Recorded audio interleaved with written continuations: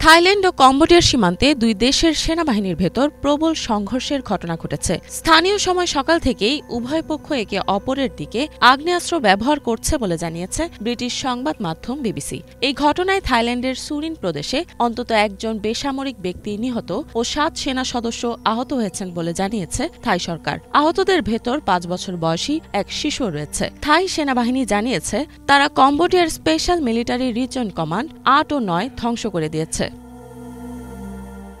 উভয় দেশই দাবি করেছে প্রতিপক্ষই প্রথম গুলি চালিয়েছে। অন্যদিকে থাই সেনাবাহিনী জানিয়েছে তাদের সৈন্যরা তখনই গুলি চালিয়েছে যখন তারা সীমান্তে কম্বোডিয়ান সশস্ত্র বাহিনীর মুখোমুখি হয়েছিল। এদিকে কম্বোডিয়ার দাবি প্রথম গুলি চালিয়েছিল থাইল্যান্ড। এদিকে থাইল্যান্ড এবং কম্বোডিয়ার ভেতর বিরোধপূর্ণ প্রাসাদ দ্য মোয়েনথম অঞ্চলে থাই সেনারা পাহারা দিচ্ছেন। বর্তমানে দুই দেশের সম্পর্ক সবচেয়ে খারাপ অবস্থায় রয়েছে। থাইল্যান্ডে কম্বোডিয়ার দূতাবাসের সামনে থাই পুলিশ মোতায়েন করা হয়েছে। সীমান্তে উত্তেজনাকর পরিস্থিতির প্রতিবাদ জানিয়ে আন্দোলন চলছে সেখানে। গত মে মাসে সংঘটিত একটি গোলাগুলির ঘটনায় একজন কম্বোডীয় সেনা সদস্য নিহত হলে এরপর থেকেই দুই দেশের ভেতরকার সম্পর্ক গত ১০ বছরের সবচেয়ে খারাপ পর্যায়ে পৌঁছায়। গত ২ মাস ধরে উভয় দেশ একে অপরের বিরুদ্ধে পাল্টা নিষেধাজ্ঞা জারি করেছে এবং সীমান্ত এলাকায় সেনা মোতায়েন বৃদ্ধি করেছে। ২৩ জুলাই থাইল্যান্ড কম্বোডিয়া থেকে তাদের রাষ্ট্রদূতকে প্রত্যাহার করে নেয়। এটি ২৪ জুলাইয়ের নতুন সংঘর্ষের আগে একটি বড় কূটনৈতিক পদক্ষেপ ছিল।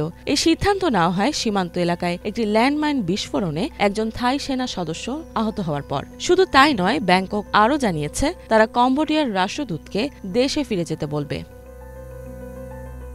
এদিকে থাই দূতাবাস তাদের নাগরিকদের কম্বোডিয়া ত্যাগ করার পরামর্শ দিয়েছে। ফেসবুকে প্রকাশিত এক পোস্টে কম্বোডিয়ার রাজধানী নমপেনে অবস্থিত থাই দূতাবাস থাইল্যান্ডের নাগরিকদের প্রতি আহ্বান জানায়, যদি তাদের সেখানে থাকার জরুরি কোনো কারণ না থাকে তাহলে যেন তারা যত দ্রুত সম্ভব দেশটি ত্যাগ করে। সীমান্তে থাইল্যান্ডের পাশের গ্রামের বাসিন্দাদের ইতোমধ্যে স্থানান্তরের নির্দেশনা দেওয়া হয়েছে।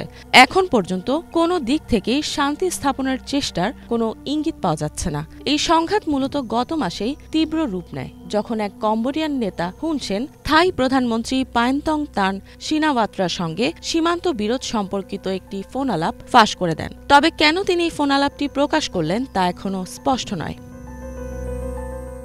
এরপর থাইল্যান্ডের সাংবিধানিক আদালত পাইনতং তান সিনাওয়াত্রাকে প্রধানমন্ত্রী হিসেবে সাময়িকভাবে বরখাস্ত করে। বর্তমানে দুই দেশের ভেতর তীব্র কথার লড়াই চলছে। বিলিয়ন ডলারের সীমান্ত বাণিজ্য প্রায় বন্ধ হয়ে গেছে। এছাড়াও সেনাবাহিনীর ভেতর বড় ধরনের সংঘর্ষের সম্ভাবনা বেড়েই যাচ্ছে।